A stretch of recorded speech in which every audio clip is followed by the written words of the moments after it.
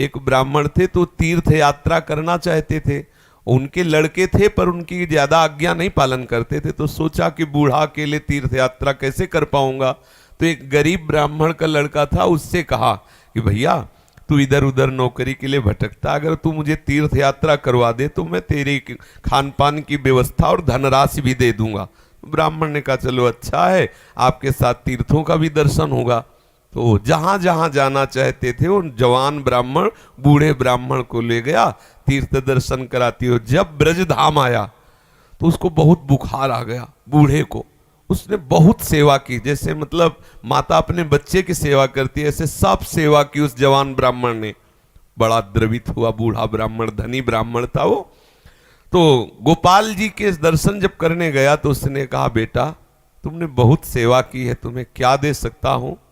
मेरे एक बेटी है, बहुत सुंदर है बेटी और बहुत धन संपत्ति है, मैं तुम्हें दूंगा। बोले देखो बाबा तुम तो यहाँ बोल रहे हो, घर में तुम्हारे जवान लड़के हैं, हमारी पिटाई करेंगे। बोले हम गोपाल जी को साक्षी करके कहते हैं कि अपनी बेटी का ब्याह तुम्हारे से करवा दूंगा और संपत्ति भी दूंगा। बात हो गई। तीर्थ यात्रा करवा के जब घर पहुंचा तो बूढ़े की हिम्मत नहीं कि बात कर सके लड़कों के सामने, क्योंकि बेचारा गरीब ब्राह्मण का लड़का।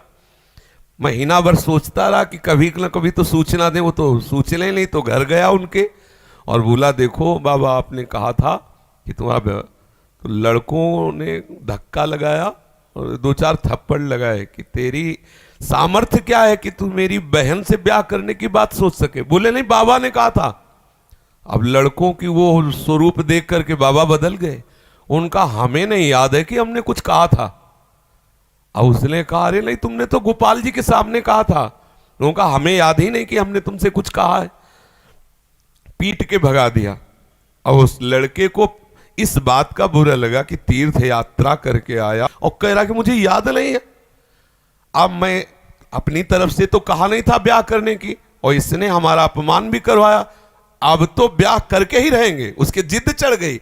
उसने पंचायत बुलाई और पंचायत में कहा कि इसने हमें तीर्थ यात्रा के लिए प्रेरित किया, तीर्थ यात्रा ले गया, मैंने इसकी सब सेवा की, इसने ठाकुर जी के सामने मेरे ब्याह की बात कही। तो बोले कोई और गवाही दो तब बात बनेगी। बोले गवाही में तो केवल हम ही और ये बुढ़ा और ठाकुर जी थे। तो बोले अब भाई गवाही तो दो में क्या, तुम जो कह रहे हो कि इन्होंने कहा वो कह रहे नहीं कहा, तो तीसरा चाहिए। वो तीसरे में तो ठाकुर जी थे। तो बोले अगर गवाही दे दें तो ब्याह हम जबरदस्ती करवा देंगे। पंचायत पहले लगती थी गांव में, जैसे होता है ना न्यायालय, तो छोटा मोटा न्यायालय समझो गांव का, पंच लोग जो निर्णय कर देते थे फिर वही होता था। तो बुढ़े से कहा तो बुढ़ा राजी हो गया, क्योंकि उसे पता था गोपाल जी थोड़ी आएंगे। उसने कहा अगर गोपाल जी कह दें पंचों के बीच में आके कि हाँ हमारे सामने ब्याह की बात हुई थी, तो अब किसी की बात नहीं मानेंगे, हम ब्याह कर देंगे। लड़के भी राजी हो गए, क्योंकि सबको पता था कि कोई ठाकुर जी मूर्ति थोड़ी चल के आएगी। और उसने मूर्ति नहीं माना था, उसने साक्षात ठाकुर जी माना था। आया वृंदावन और ठाकुर जी का शयन हो गया था। अब वहां से अब वो बहुत परेशान कि अब कल तक हम रुके फिर ठाकुर जी से बात करें, तो ऐसा। अब दरवाजा बंद थे, खटखटाया, क्योंकि उसके लिए मूर्ति थोड़ी है, और कहा सुनो गोपाल जी हम तुमसे ये पूछने आए कि वो जो वृद्ध ब्राह्मण था उसने कहा था कि नहीं तुम्हारे सामने ब्याह की बात। दो चार बार आवाज लगाई तो वहां से तो कोई उत्तर नहीं आया। फिर बहुत जोर से बोला भड़बड़ा के, देखो हम तुम्हें चैन से सोने नहीं देंगे, हम पैदल चल के आए, भूखे हैं, और आप ब्याह की समस्या है और आपको इसका उत्तर दे। छोटी मोटी बात होती तो छोड़ देते, ब्याह की बात है। ठाकुर जी ने अंदर से कहा मूर्ति कहीं चलती है, वहां चल के, जब बोले मूर्ति बोलती तो चलेगी क्यों नहीं। ठाकुर जी फंस गए। ठाकुर जी ने अंदर से कहा कि कहीं मूर्ति वहां जाके थोड़ी उड़ीसा में वहां जाके साक्षी थोड़ी देगी, मूर्ति चलती थोड़ी है। बोले महाराज जब मूर्ति बोलती है तो चलेगी क्यों नहीं। अब ठाकुर जी विवश हो गए। ठाकुर जी बाहर निकल के आए और सब सेवक लोग सुला के गए थे। समझो कितना भाव में दम है। उसने देखा बहुत सुंदर गोपाल जी साक्षात ठुमुक ठुमुक कर करके आए, नौ किशोर। बोले देखो हम चलने के लिए तुम्हारे भाव के कारण राजी तो है, लेकिन भोग राग की व्यवस्था, क्योंकि हम वृंदावन के ठाकुर, हमें तो चक माल चाहिए, हमको चना चवेना में तो रुकने वाले हैं नहीं, रबड़ी गुलाब जामुन ये सब चक्कर चाहिए।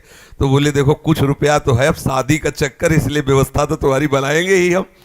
तो बोले कैसे चलोगे? बोले चलेंगे तो हम पैदल ही, आगे आगे तुम चलना, पीछे पीछे हम चलेंगे, थोड़ी थोड़ी देर में कुछ भोग लिए रहना, हमको भोग लगा देना।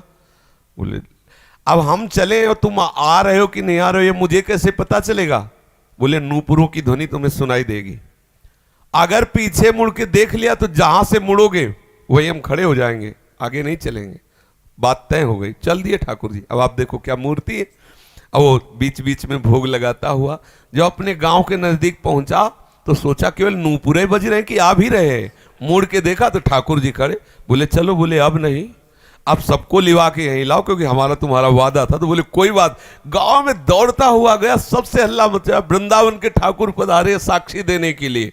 अब तो भीड़ इकट्ठा, साक्षात ठाकुर। अब सब पंच आ गए, तो अब पंचों के सामने बुढ़े को कुछ बोलने की हिम्मत नहीं रही।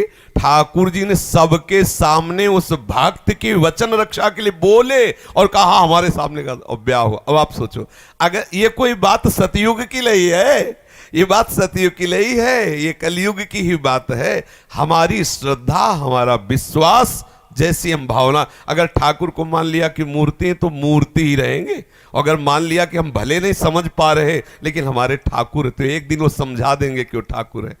जो छवि हम देख रहे हैं, राधा बाबा के पास भी ऐसी छवि थी, तो राधा बाबा से ठाकुर जी बात करते थे, ठाकुर जी मुस्कुराते थे, और हमारे सामने छवि, क्योंकि हम उन्हें फोटो मानते हैं। कभी फोटो और ये बात ना माने कि मूर्ति वो साक्षात है, ऐसी भावना करे तो अनुभव में आने लगेगा कि ठाकुर साक्षात है। जी।